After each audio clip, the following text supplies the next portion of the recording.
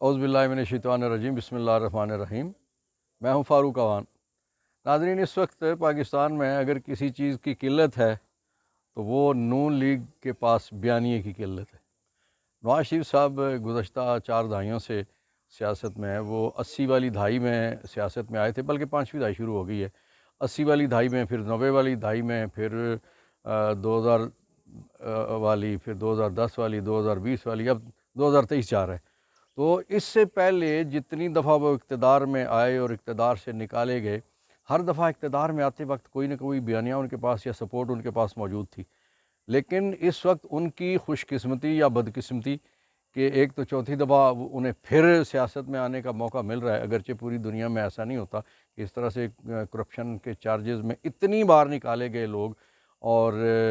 Establishment کے ساتھ، عدلیہ کے ساتھ، فوج کے ساتھ اتنی دفعہ لڑائی کرنے کے بعد نکالا گیا بندہ پھر لاڈلا ہو جائے، یہ ممکن نہیں ہوتا۔ لیکن یہ ہے کہ ان کی خوش قسمتی بھی ہے، شاید کوئی والدین کی کوئی دعا ان کو لگی ہوئی ہے کہ وہ ایک بار پھر میدان سیاست میں کودنے کے لیے تیار ہے۔ لیکن اس وقت جو ان کے لیے بیانیہ کی جو وہ کہتے ہیں لفظ انکا، بیانیہ انکا ہے ان کے پاس، وہ میسر نہیں ہے ان کو۔ اس کی وجہ یہ ہے کہ جب پچھلی بار، آخری بار، تیسری بار وہ کرپشن چارجز میں سپریم کورٹ آف پاکستان کے فیصلے کے نتیجے میں جب وہ نااہل ہوئے اور اس کے بعد مقدمات کا سامنا کیا، پھر سزا یاب ہوئے، پھر وہ قیدی ہو گئے، اور قیدی کے بعد پھر جب انہوں نے ایک سازش کے تحت اس وقت کے جو انہوں نے جو بھی سازش کر کے یہاں سے جس انداز سے بھی آپ کو پتہ ہے کہ 50 روپے کے بیان الفی پہ پاکستان سے باہر چلے گئے، اور پھر جب وہ نکالے گئے تھے تو انہوں نے کہا تھا مجھے کیوں نکالا، ان کے پاس ایک بیانیہ تھا۔ اس کے بعد پھر وہ انہوں نے ایک نیا بیانیہ بنایا کہ ووٹ کو عزت دو۔ اچھا، کچھ عرصے کے بعد پھر ووٹ کو عزت دو والا بیانیہ جو نوٹ کو عزت میں تبدیل ہو گیا، اور نوٹ کو عزت دو والا بیانیہ اس وقت بوٹ کو عزت دو میں تبدیل ہو گیا کہ جب جس کی تصدیق ابھی رانا ثناء اللہ نے بھی کی ہے اور خواجہ آصف نے بھی کی ہے، کہ جب انہوں نے باجوہ صاحب نے جب اپریل میں جب صرف تقریباً کوئی 6 مہینے ہوئے تھے، 7 مہینے عمران خان صاحب کی حکومت کو، تو باجوہ صاحب نے انہیں بلا کے کہا کہ آپ کو ہم پنجاب دیتے ہیں اور بعد میں وفاق دے دیں گے۔ نون لیگ نے کہا نہیں، ہمیں وفاق بھی ساتھ ہی چاہیے، اور اس عرصے میں کرونا شروع ہو گیا، اور کرونا کی وجہ سے ان کے لیے کچھ مشکلات پیدا ہوئیں، جس کی وجہ سے وہ عمران کا اقتدار نہیں گرا سکے، ورنہ باجوہ صاحب نے پوری تیاری پہلے سال کے اندر ہی کر لی تھی عمران کو گرانے کے لیے اور ان کو واپس لانے کے لیے۔ اچھا، پھر ہوا کیا؟ یہ جب تک لندن میں بیٹھ رہے تو ان کا بیانیہ جو ووٹ کو عزت دو، نوٹ کو، اور پھر بوٹ کو عزت دو والی بات تھی۔ اچھا، پھر بوٹ کو عزت دو والا بیانیہ جب انہوں نے اس کی انتہا کر دی، اس کو فائنل کیا، جب اس پہ عمل درآمد ہو گیا اور عمران خان صاحب کے خلاف وہ سائفر کی کہانی آئی، اور سائفر کے نتیجے میں جو کچھ اس میں کہا گیا تھا، اس سائفر کی روشنی میں جب وہ بہت ساری جماعتیں جو عمران خان صاحب کی اس وقت کی کولیشن گورنمنٹ تھی، اس میں سے ایک ایک کر کے کھینچ کے نکالتے، یہ بلوچستان والے نکل گئے، یہ ایم کیو ایم نکل گئی، اور لوگ نکل گئے، اور 20-22 جو لوٹے انہوں نے راجہ ریاض کی سربراہی میں اس وقت، راجہ ریاض وہی ہیں، ہاں آپ کو یاد آ گیا نا کہ مریم نے کہا تھا کہ لوٹوں کی جگہ باتھ روم میں ہوتی ہے، لیٹرین میں ہوتی ہے، غسل خانے میں ہوتی ہے، جسے ٹٹی خانہ بھی اردو میں کہا جاتا ہے۔ تو وہ آج کل وہیں پہ ہیں، وہ نون لیگ میں شامل ہو گئے ہیں، تو اس وقت جو کچھ کہا گیا تھا وہ اپنی پہنچی وہیں پہ، خاک جہاں کا خمیر تھا۔ تو یہ ہے کہ وہ پھر اس وقت انہوں نے اس جو بیانیہ تھا کہ بوٹ کو عزت دو، وہ مکمل ہو گیا کہ جب انہوں نے عمران خان کے خلاف نو کانفیڈنس موو کر کے اس کو کامیاب کرا لیا۔ اچھا، اس کے بعد انہیں حکومت مل گئی، اس حکومت میں 13 جماعتی اتحاد تھا، وہ سارے لوگ اس حکومت میں شامل ہو گئے، جو کچھ ادھر سے نکالے گئے تھے، جو کچھ ادھر سے توڑے گئے تھے، اور پھر باقی جو جماعتیں جو منتظر تھیں پیپلز پارٹی سمیت، تو سارے کے سارے اس گورنمنٹ میں شامل ہو گئے۔ اچھا، اس کے بعد جب یہ اختتام پذیر ہوئی یہ والی حکومت جو اختتام پذیر ہوئی 16 مہینے والی، تو پھر راجہ ریاض جو اس وقت نون لیگی ہیں، نون لیگی راجہ ریاض اور نون لیگی شہباز شریف نے اس وقت والے نگرانوں کو اٹھا کے اور قوم کے مقدر کے ستارے کے اوپر آگے انہوں نے بٹھایا۔ تو وہ اس وقت جو کچھ ہو رہا ہے، پیٹرول کی قیمت، ڈیزل کی قیمت، آٹے کی قیمت، چینی کی قیمت، بجلی کی قیمت، گیس کی قیمت، باقی خرد و نوش کی اشیاء کی قیمت، مہنگائی کے اشاریے، اور یعنی جو کچھ بھی ہے وہ سارے کے سارا اس قدر، کل ادارہ شماریات نے کہا کہ 38.8% اس وقت مہنگائی جو ہے وہ اس وقت آسمان مہنگائی پہ پہنچا ہوا سارا جو یہ سلسلہ. تو یہ اب ان کے پاس چونکہ بیانیہ باقی نہیں بچا تھا. جو سیاحوں کے ساتھ جو اس وقت لندن میں جو سیٹنگ ہو رہی ہیں، ایک بیانیہ دیا گیا پچھلے ہفتے جس میں یہ کہا گیا کہ پاکستان کے پچھلے جسٹس ثاقب نثار اور کھوسہ صاحب اور ان سارے لوگوں کا نام لیا گیا، اور پھر ساتھ 2 فوجی نام لیے گئے کہ جس میں جنرل باجوہ بھی تھے، جنرل فیض حمید بھی تھے، اور پھر ایک سٹنگ جج اس وقت جو پیونی جج ہیں، سینئر ترین جج ہیں سپریم کورٹ میں، جو اگلے سال اکتوبر میں جنہوں نے چیف جسٹس بن جانا ہے،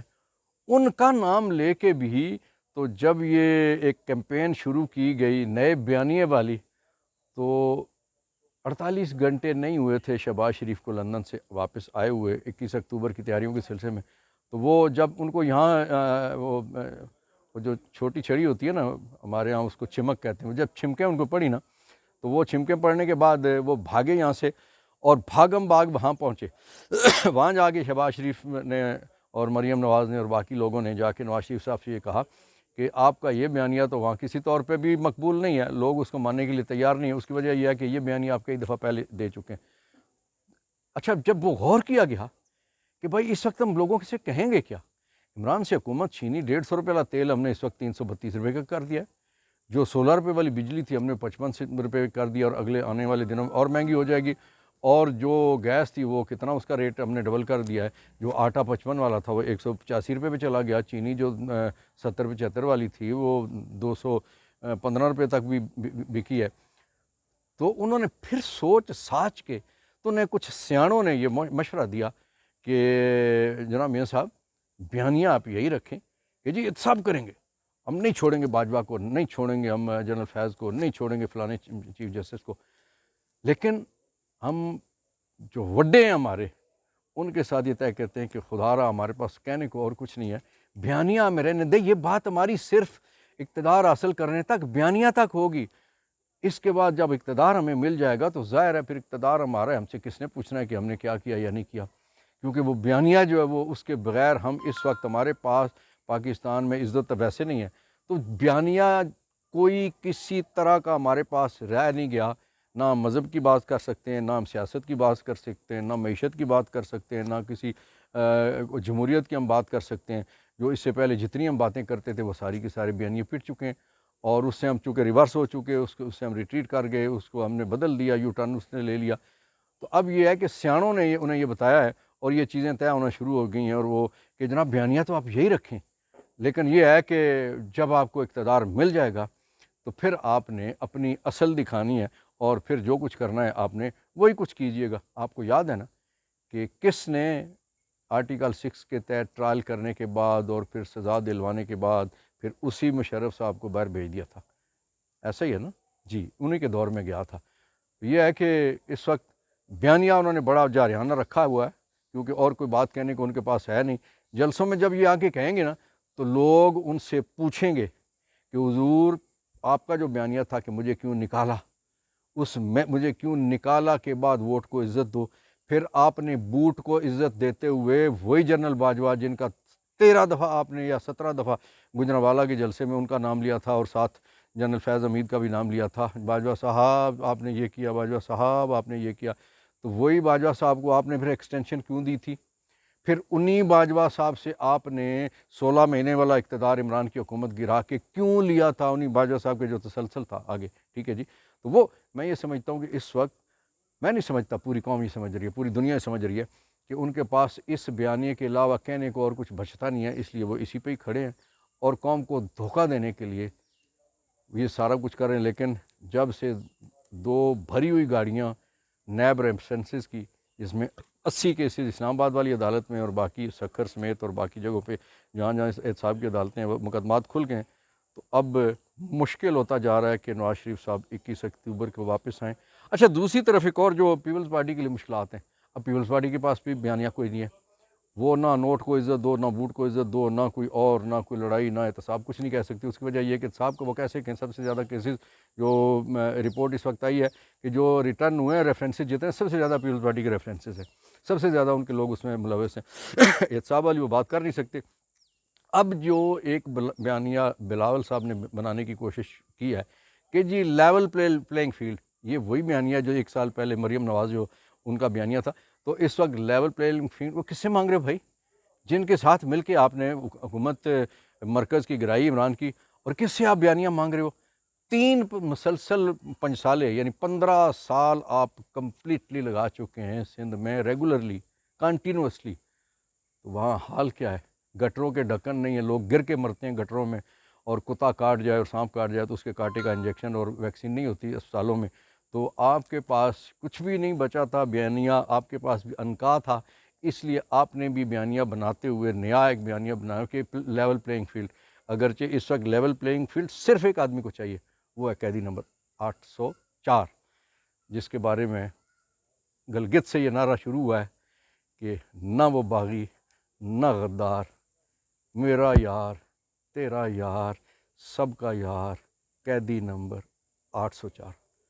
اللہ میرا آپ کا پاکستان کا حامی و ناصر ہو۔ پاکستان پائندہ باد۔